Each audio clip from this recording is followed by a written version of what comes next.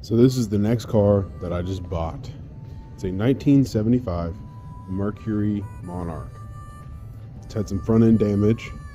The car didn't start at first, but with a little bit of work, I did spark plugs, wires, cap, and rotor, and then put some more fuel in it, and it started right up. But it's an inline six 250. Has tan and beige interior. Not super clean, but I'm cleaning it up. I was taking apart the rear to get into the trunk, so that's going back together. I gotta do some door locks. I gotta take the door panels off on both sides. As you can see, I just gave it a little scrub it up. I had to drill out the rear so that I can get access into here. Also, it's leaking fuel, so I gotta fix that. But some minor damage, little rust pit holes, but no actual pit holes themselves, just little spots. This thing is completely no rust holes at all. Interior is pristine. Like I said, not pristine, but it's pretty close to it. Last night there was water on the roof. Don't know how that happened, but I'll look into that. These are interesting because they come with leather exterior molding. As you can see, leather.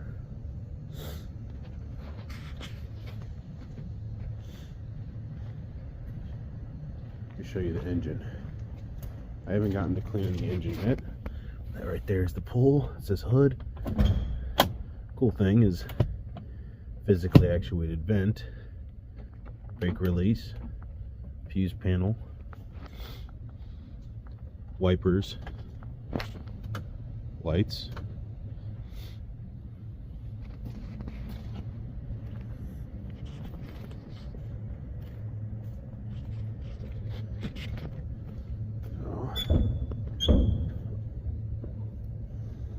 here's the motor.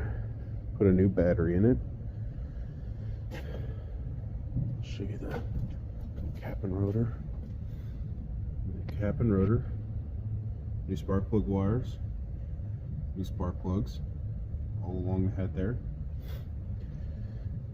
Threw some coolant in it because it was low. Put some two-stroke fuel in the carburetor, and it started right up. And then I let it idle for about an hour, and then it shut off because it ran out of fuel. So then I filled up the tank, ATF mixed with gasoline, and that'll clean out the whole entire interior fuel system, including the tank, the lines, the fuel carburetor, the fuel jets, and possibly fixing some of the issues inside of the carburetor itself. But it's -9 right now, so this car is not going to be happy starting outside. So that's why I have it inside, and I had it washed. Well, I washed it. So I got that car on Alaska Premier Auctions from Fred's Towing. I got it for around $220. It had been left in a storage unit for about 15 years. Then the owner had passed away and left it to either a child or a grandchild, and that person did not want the car because I guess they didn't think it was worth whatever it was, whatever kind of time it took to get the title. So what they ended up doing is they just turned it over to the towing yard, and they ended up auctioning it off at the auction, and that's where I picked it up. I went to the auction, paid for it. The tow company paid them $100 to tow it here, and then got all the parts and everything. So I think in total I'm about $500 to $600 in on this car, and it is running and driving.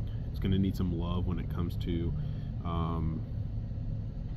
comes to interior cleaning, exterior cleaning, paint repair, some molding for the exterior, molding on the interior,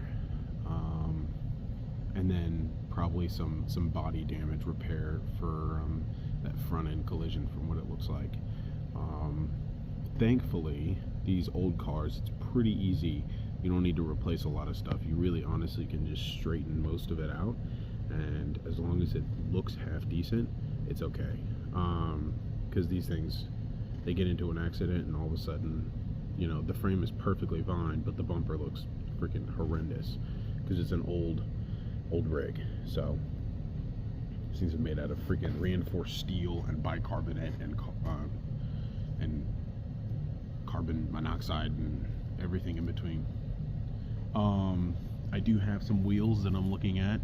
They are what would be called 20-inch. I think the company is Moz. I have some I'm looking at on Facebook for about $400 for a set. They come with tires. The tires are pretty shitty, but I'm not too worried about that right now.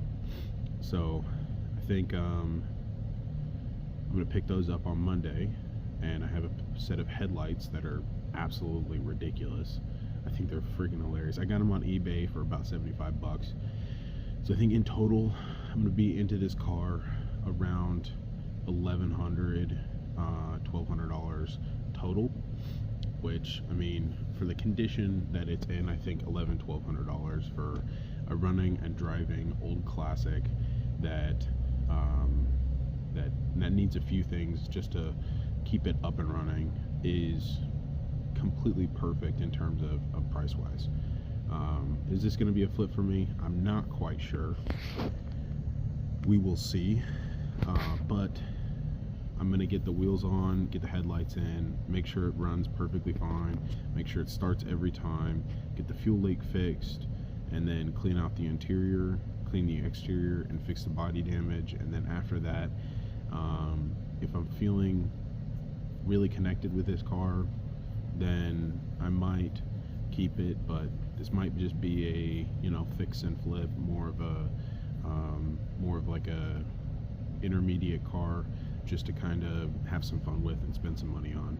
Possibly might make some money, but I doubt it. These things go for max, I think, like $4 grand. I saw one that went for like $7, but that was because it was in pristine condition, and this is not in pristine condition.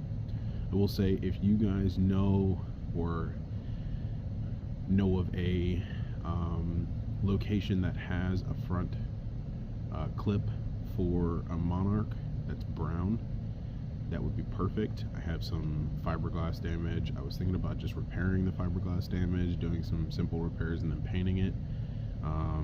But if I can get a whole front grille slash headlight bezels and bumper for a decent price, I think I'd be willing to do that. So I'm in Alaska, but I have some people that are down south that are willing to transport stuff for me, so at a decent price. So thank you, have a nice day, and see you next time.